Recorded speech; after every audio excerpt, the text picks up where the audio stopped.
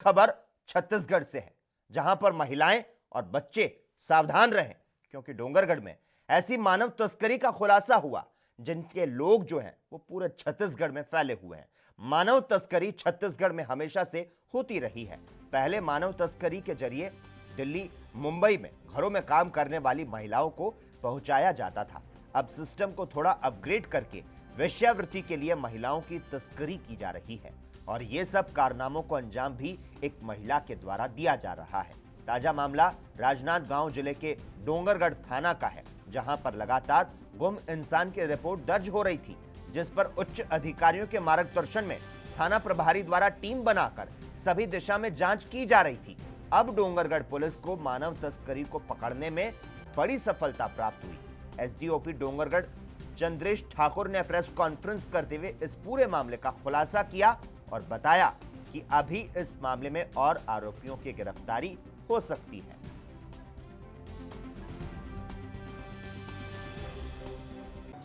हमारे यहाँ थाना डोंगरगढ़ में सितंबर माह में एक गुम इंसान का अपराध दर्ज हुआ था, जिसकी पतासाजी डोंगरगढ़ थाना द्वारा की जा रही थी। इसी क्रम में कल पीड़िता अपने पति के साथ थाना आई और उन्होंने बताया कि डोंगरगढ़ के रहने वाले 4 लोग हैं जिनके द्वारा इनको वहला फुसला कर रायपुर ले जाया गया, फिर वहाँ से दिल्ली ले जाया गया फ्लाइट के माध्यम से, फिर उसके बाद हरियाणा ले जाकर इनको किसी के साथ ये शादी करवा दिया गया था। सर, पीड़िता ने कहा कि उनके साथ जब वो रायपुर ले जाया गया उसको, तो उसके साथ राज्य की और महिलाएं भी साथ में थी। सर, अभी हम पूछताछ कर रहे हैं। पीड़िता को क्या उनके बारे में ज़्यादा जानकारी है नहीं, जो भी और तथ्य आएंगे उस हिसाब से हम अन्य जो उनके साथ रहे पीड़िता हैं उनके बारे में भी जानकारी प्राप्त करेंगे। तो मानव तस्करी का यह मामला सामने आया। आपको बता दें, ह्यूमन ट्रैफिकिंग जो है वो दुनिया भर में फैला हुआ है और अब यह मामला छत्तीसगढ़ से एक बार फिर से सामने आया है। आपको बता दें, एक बार फिर से छत्तीसगढ़ में मानव तस्करी की खबर से हड़कंप मच गया। राजनांदगांव जिले के डोंगरगढ़ में मानव तस्करी का केस सामने आया, जिसमें एक पीड़िता युवती दुर्ग की है, पुलिस जिसकी खोजबीन में लगी है और इस खुलासे के बाद पुलिस अब तक उस युवती के बारे में कोई जानकारी तक नहीं जुटा पाई। प्रदेश में मानव तस्करी के मामले जो हैं वो नए नहीं हैं, लेकिन लंबे समय के बाद एक बार फिर से तस्करी के बाद जो है वो सामने आई है। हालांकि छत्तीसगढ़ में मानव तस्करी जो है वो हमेशा से होती रही है। पहले मानव तस्करी के जरिए दिल्ली, मुंबई में घरों में काम करने वाली महिलाओं को पहुंचाया जाता था और अब सिस्टम को अपग्रेड करते हुए वेश्यावृत्ति के लिए महिलाओं की तस्करी की जा रही है और ये सब कारनामों को अंजाम एक महिला के द्वारा दिया जा रहा है। ताजा मामला राजनांदगांव जिले के डोंगरगढ़ थाने का है, जहां पर लगातार गुम इंसान की रिपोर्ट दर्ज हो रही थी और इस पर उच्च अधिकारियों के मार्गदर्शन में थाना प्रभारी द्वारा टीम बनाकर सभी दिशा में जांच की जा रही थी। अब डोंगरगढ़ पुलिस को मानव तस्करों को पकड़ने में बड़ी सफलता प्राप्त हुई है।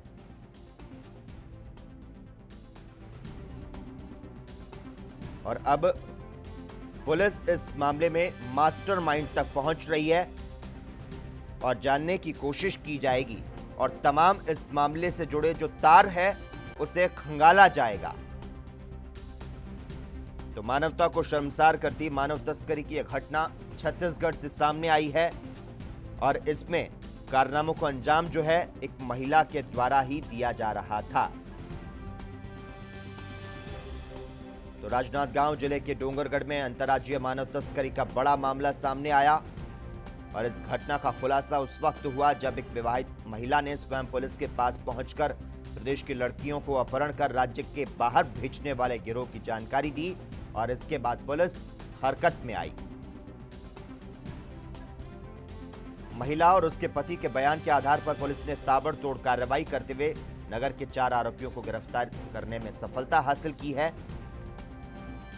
हालांकि ये खबर छत्तीसगढ़ की महिलाओं और बच्चों को सावधान करने के लिए है, क्योंकि डोंगरगढ़ में ऐसी मानव तस्करी का खुलासा हुआ जिनके लोग जो हैं पूरे छत्तीसगढ़ में फैले हुए हैं।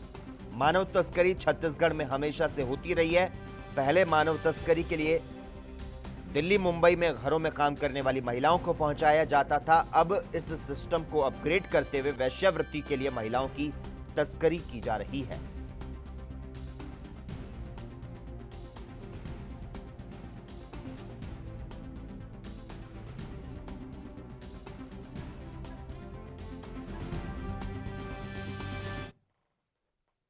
और इस खबर पर ज्यादा जानकारी देने के लिए इस वक्त हमारे साथ जरीन सिद्दीकी लाइव जुड़ चुके हैं। जरीन सिद्दीकी, मानवता को शर्मसार करती मानव तस्करी की घटना सामने आई है। डोंगरगढ़ में महिला तस्करी के मामले में पकड़ी गई सरगना साजदा से पूछताछ में क्या उसके नेटवर्क का खुलासा हो सकता है, क्योंकि अभी तक उसने यह माना है कि उसके दूसरे राज्यों में दलालों से भी कनेक्शन है। जी बिल्कुल सही कहा आपने। अभी कई बड़े जो दलाल अन्य राज्यों में मौजूद हैं, जिनके संबंध साजदा जो सरगना है सारे मामलों की, उनसे सामने आना बाकी है। पुलिस पूछताछ कर रही है। अभी तक जो चीजें निकल के सामने आई है उसमें ये है कि एक घर ले लिया गया था साजदा के द्वारा दिल्ली में, जिसका इस्तेमाल मानव तस्करी के द्वारा लाई गई लड़कियां जिन्हें वेश्यावृत्ति के गर्त में ढकेला जाता था, उनको रहने के लिए रखा गया था। और पुलिस का कहना है कि साजदा के संबंध दिल्ली, बम्बई के साथ कई अन्य बड़े शहर में नेटवर्क के उसके दलाल के साथ उसके संबंध जुड़े हुए थे। और ये आपको मैं बता दूं कि 2018 से 2020 तक 13 मामले सामने आए हैं महिला की गुमशुदगी को लेकर, जिसमें से 11 मामले तक पुलिस अभी किसी तह तक नहीं पहुंची। ये जो साजदा का मामला हुआ है, इसमें हरियाणा पुलिस के पास जब अगवा की गई युवती पहुंच गई है जिसके साथ दुष्कर्म किया जा रहा था, तो हरियाणा पुलिस ने कार्रवाई करते हुए इसको छुड़ाया और उसकी सूचना छत्तीसगढ़ पुलिस को दी, जिसके बाद ये सारी कवायद करी गई और महिला और उसके बेटे को छुड़ाया गया है। अभी आपको मैं बताना चाहूंगा कि छत्तीसगढ़ में काफी बड़ी तादाद में मानव तस्करी की जाती है। छत्तीसगढ़ बनने से पहले और छत्तीसगढ़ बनने से के बाद भी मानव तस्करी के मामले बदस्तूर जारी है। पहले ईंट भट्टे के मजदूर की तस्करी ज्यादा मात्रा में होती थी, लेकिन अब यहाँ पे प्रोस्टिट्यूशंस के लिए लड़कियां जो है वो सप्लाई की जा रही है। कुछ दलाल सक्रिय हैं जो उन्हें लुभावने सपने दिखाते हैं, साथ ही उनके अच्छे फ्यूचर की बात करते हैं, या फिर उनको किसी तरह से नशीली दवाई पिला के उनको ले जाया जाता है। कुल मिला के एक बड़े मामला अभी पुलिस की नजर जिस में तरह से आया आपने है। यहाँ पर बताया कि पहले बड़े सपने दिखाए जाते हैं और उसके बाद इस तरह की घटना को अंजाम दिया जाता है। अगर इस मामले की बात करें तो पहले दोस्ती की चाय पिलाई गई और फिर भरोसे का रेप किया गया। मतलब कि पहले चाय पिलाकर बेहोश किया गया और फिर प्लेन से महिला को ले जाकर दिल्ली और हरियाणा बेचा गया। आपसे जानना चाहेंगे, जो महिला है कैसे तस्करों से छूटी और कैसे पुलिस के पास पहुंची? जी, इसके बारे में बताना चाहूंगा कि ये डोंगरगढ़ राजनांदगांव जिले के डोंगरगढ़ क्षेत्र की ये घटना है। ये महिला वहाँ पे साजदा बेगम जो है वहाँ पे रहा करती थी। ये काफी सातिराना तरीके से अपने काम को अंजाम देती थी। मॉर्निंग वॉक के दौरान ये इस महिला से अगवा की गई महिला से धीरे धीरे दोस्ती गांठती है, उसका भरोसा जीतती है। उसके बाद उसके साथ चाय पानी लगातार होते रहता है। जब महिला पूरी तरह से भरोसा करने लगती है तो उसको अपने गुरुओं के द्वारा शुभम और सैयद नाम के जो इसके साथी हैं उनके जरिए चाय पिला के उसमें नशीली चीज डाल के उसे सीधे फ्लाइट के द्वारा हरियाणा दिल्ली ले आया जाता है। दिल्ली से फिर हरियाणा ले आया जाता है। महिला की आंख जब खुलती है तो अपने आप को हरियाणा में पाती है। वहां पे उसके बेटे के गर्दन पे चाकू रखकर उसके साथ दुष्कर्म पहले किया जाता है। उसके बाद वो वहां के दलाल को हरियाणा में उसको बेच दिया जाता है। मैं आपको बताना चाहूंगी, किसी तरह से महिला बचते बचाते हरियाणा पुलिस के पास पहुंच के उसको अपनी आप बीती सुनाती है। हरियाणा पुलिस तत्काल कार्रवाई करती है, उसके बेटे को भी छुड़ाती है और पुलिस को खबर देती है। तो जिस तरह से आपने बताया कि हरियाणा की पुलिस ने यह कार्रवाई की, जो ये पीड़ित महिला है उनके पति ने डोंगरगढ़ थाने में शिकायत भी दर्ज कराई होगी और महिला के पति ने पुलिस को अपहरण की आशंका भी जताई होगी, लेकिन पुलिस केवल गुम इंसान का मामला दर्ज कर क्या खामोश बैठ गई? और ऐसे में पुलिस की कार्रवाई जो है उस पर भी सवाल उठते हैं यहां पर, आखिर छत्तीसगढ़ की पुलिस कर क्या रही थी? जी बिल्कुल सही कहा आपने। उसके पति ने रिपोर्ट दर्ज कराई, लेकिन गुम इंसान का मामला दर्ज करके पुलिस अपनी स्थिति कर लेती है। आपको मैं बताना चाहूंगा कि छत्तीसगढ़ में सबसे ज्यादा 11 मामले दुर्ग जिले, 13 मामले दुर्ग जिले में दर्ज है।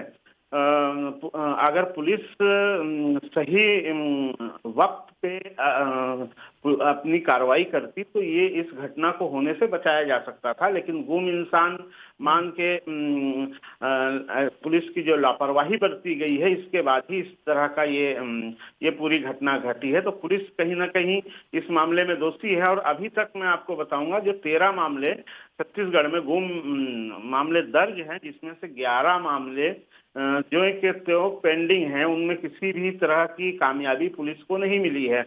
अब इस सारी घटना होने के बाद जब विपक्ष ने मांग की है कि इसकी टास्क फोर्स से जांच करवाई जाए गृह मंत्री से, तो गृह मंत्री ने ये निर्देश दिया है कि इसमें आला अधिकारियों की एक टीम काम करेगी और वो टीम पूरी सारे मामले की जांच करेगी और उसके बाद जो इस तरह के जो मामले पेंडिंग हैं उन पर पूरी तरह से कार्रवाई करके पूरी तरह उनको सामने लाया जाएगा। ये गृह मंत्री की तरफ से आश्वासन मिला है। अभी सिर्फ आश्वासन है, अब देखना ये है कि क्या वाकई में पुलिस संजीदगी से काम करते हुए सारे मामले की तह तक पहुंचती है। और मैं आपको बताना चाहूंगा कि जो आंकड़े हैं, तकरीबन 10,000 से ज्यादा महिला पुरुष छत्तीसगढ़ से बाहर जा चुके हैं, पलायन कर चुके हैं, जिनकी खोज खबर अभी तक नहीं ली जा सकती है। मामला खुला है, देखना यह है कि सरकार इसको कितनी गंभीरता से लेती है और किसी अंजाम ह्यूमन ट्रैफिकिंग या फिर मानव तस्करी का जो जाल है वो छत्तीसगढ़ नहीं बल्कि दुनिया भर में फैला है और इसके लिए कानून भी है, लेकिन फिर भी मानव तस्करी के जो मामले हैं वो लगातार बढ़ रहे हैं। आपको नहीं लगता कि अपहरण की आशंका बताए जाने के बावजूद भी पुलिस द्वारा अगर इस दिशा में कोई कार्रवाई की गई होती, पुलिस अगर तुरंत एक्शन में आई होती, तो अब तक इस मामले से जुड़े जो सारे तार हैं वो खंगाले जा चुके होते? निश्चित तौर पे पुलिस की लापरवाही सामने आ रही है और इस मामले के साथ अन्य दूसरे मामले पे भी पुलिस अगर मुस्तैद नजर आती। जब अपहरण की आशंका उसके पति ने जताई थी, जो पीड़ित महिला है, तो उसी टाइम पुलिस अगर एक्शन मोड पे रहती तो इस घटना को ना सिर्फ रोका जा सकता था और युवती छत्तीसगढ़ से बाहर नहीं जाती, लेकिन पुलिस की ढीला रवैया ही ये सारे जो ह्यूमन ट्रैफिकिंग से लगे लोग हैं उनके लिए एक आसान राह मुहैया करा रहा है और यही होता चला आ रहा है।